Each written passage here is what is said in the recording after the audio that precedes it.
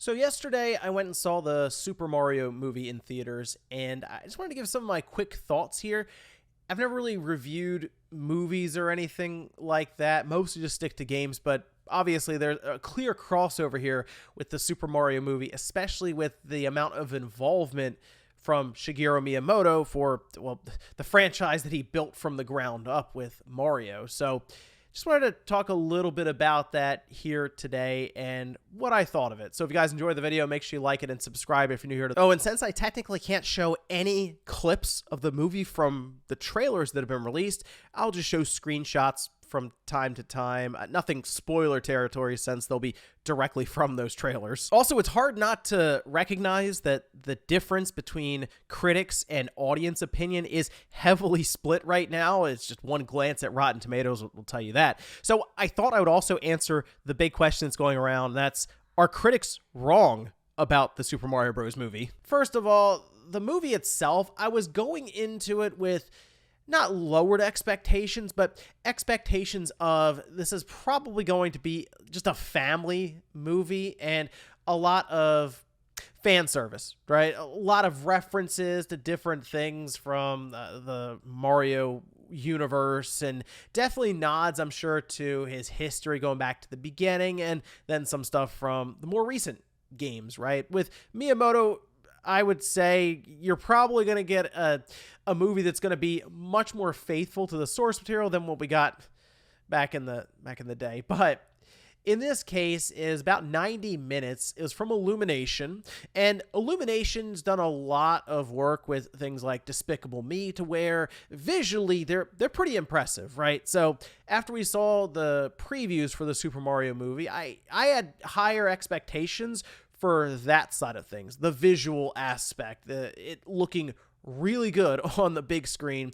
especially with a lot of the imagination of the Mushroom Kingdom and that world. So initially, they did have to give some sort of backstory, obviously, to Mario and Luigi, and I think it was fine. I'm gonna try to keep this as vague and as spoiler-free as possible, but it didn't hang on that part too much. Basically, we have to at least set up these characters, give them some sort of reason why they're going to end up in the Mushroom Kingdom, because as was mentioned in previews and clips and all these other things and interviews, it's an isekai, so Mario is just ending up in a different world that he's unfamiliar with. All right.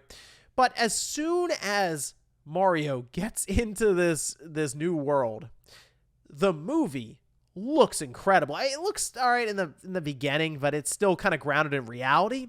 Whereas once he gets to the Mushroom Kingdom, it's just everything's so vibrant and bright and alive, and there is stuff everywhere. This is a movie that people are going to be picking up on Blu-ray and all this as we're seeing it go up for pre-order now, and there's me pausing and constantly looking in the background as to what's going on and what little hidden Easter eggs are placed there, because there's a lot happening to make this world feel very alive. There's a main plot point going through the whole thing, pulling the characters through, and it's very simplistic in nature. It's what you would expect, right? What happens in every Mario game?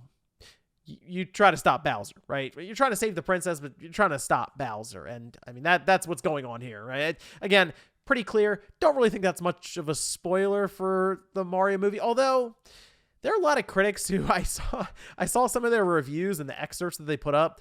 It seemed like there were many of them who were not at all familiar with Mario, which is strange to me, because that is a franchise that I feel like most people, even if you're not into video games, you probably know who Super Mario, right? You know, if you saw Mario on a poster or something, you would be like, okay, yeah, that's Mario, that's Luigi. Maybe you get into things like Toad. Maybe you're not as familiar with. Even, I don't know, I can't even really see Donkey Kong. Maybe Princess Peach or something, but you get the idea. However, there are many of them who are just unaware of basic things going on, like power-ups in the world. So who knows? Maybe there are people who are going to be pulled into the Mario universe for the first time through this movie. But as we're going through, I'm noticing something with this movie. It is very fast paced. I mean, it is like breakneck speed. Like they're trying to speed run this entire movie. I mean, we are scene after scene after scene. They are not dwelling on any one character, any one situation for too long. And I think part of that is because they were targeting a younger audience with this movie.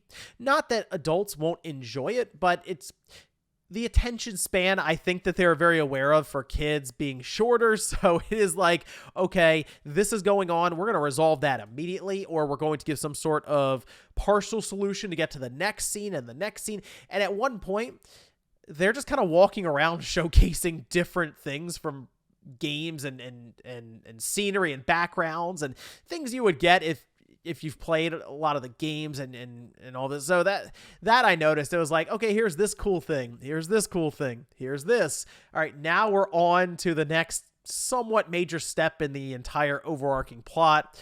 It's noticeable, though, as you go through that it is very, very quick to go from point A to point B. They probably could have slowed down a little bit. The movie could have been an extra 10 to 15 minutes long, and I don't think it would have felt like it was overstaying its welcome. That said, they still managed to fit a lot of stuff in here, and that's probably because of how fast they were going through it. So this was shown in the previews. You do have the scene with the Mario Kart reference, the Rainbow Road, the entire level being played out, and there were some fun elements in there that if you've played Mario Kart, you'd be like, man, I hate that. I hate that power. I hate that. Or I remember doing that, those sorts of things, right? So they were having a lot of fun with what's basically Nintendo's most popular video game series now. But they also did bring in Donkey Kong, as again we saw in the previews. And I think DK was handled well enough that if they want to continue a story with DK, they can, or if they want to do another Mario movie, they can continue to use DK and build him up, and then maybe other members of the Donkey Kong family, we'll say. And I think that actually has a lot of potential there. But if we look at like the voice actors and actress and all this, I think it was pretty good. Like, I know the whole thing with Chris Pratt was very confusing. There was a lot of uncertainty with his voice when it was first revealed to us, but it never got in the way, and I didn't feel like it was something I even noticed as I'm going through. I feel like Charlie Day was all right, but Luigi had kind of a strange role in this movie is all I'll say, at least for the first, or at least the middle 70% of the movie. I think the standout, though, was definitely Bowser. Most people will say that Jack Black had a lot of range in this movie, and it was very enjoyable when Bowser was on screen because they played into Bowser being this terrifying enemy, the big boss, right? But then also they showed an entire other side to him that he was trying to hide from everyone, and it was kind of embarrassing because obviously his infatuation with Peach would come out when he's even back at his big scary lair. That sort of thing was fun to just kind of throw in there for even the comedic aspect to it. Also, I did see people say that the plot itself for the movie, just not that interesting. Very, very straightforward. Simplistic. Yeah, I mean, it was.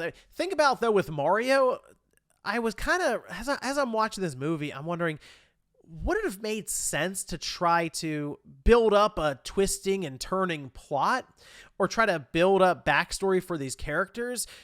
Because the Mario franchise has never had that. I mean, what's the best story you've had in a Mario game? It's generally pretty straightforward. So I almost wonder if that would have felt forced, or like they feel like they have to do that because it's a movie.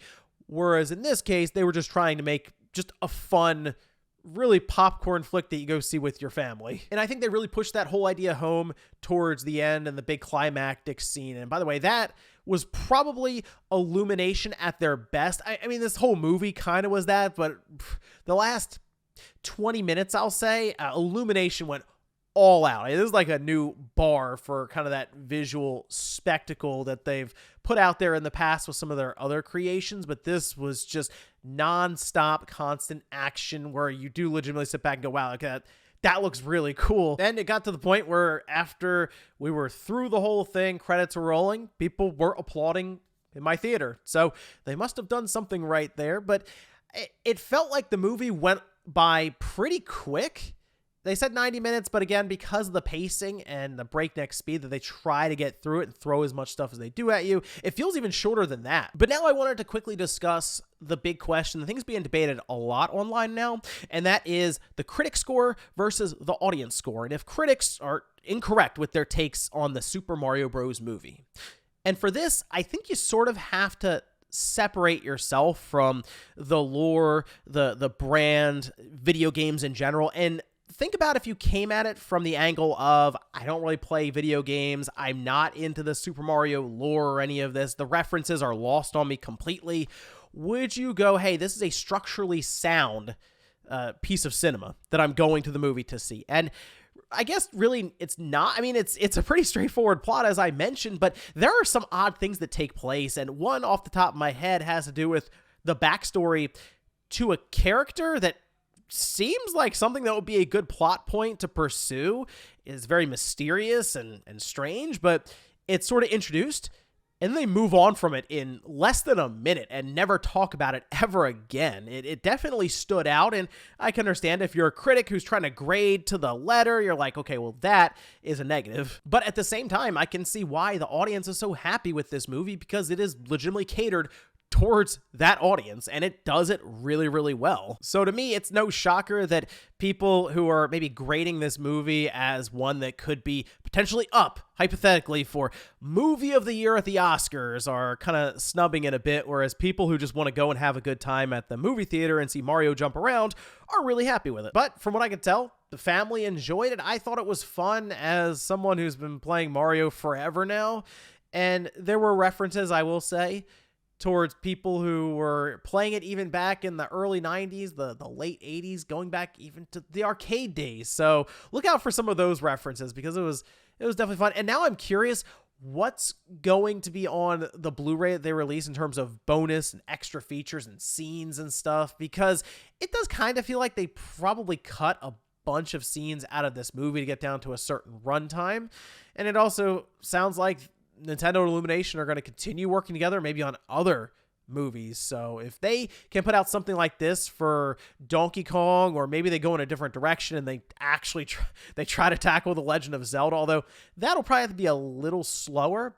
I would love to see what Illumination come up with on their end with the visuals for those kind of franchises. But let me know what you guys thought about the Super Mario movie down below if you saw it. I do recommend it. I thought it was a lot of fun, just going with the expectation that it's not going to be a very deep narrative, but it's going to be more of an action-heavy, very quick watch that will be a lot of fun, I would say, for the entire family. Thanks, guys, for watching, and I'll see you next time.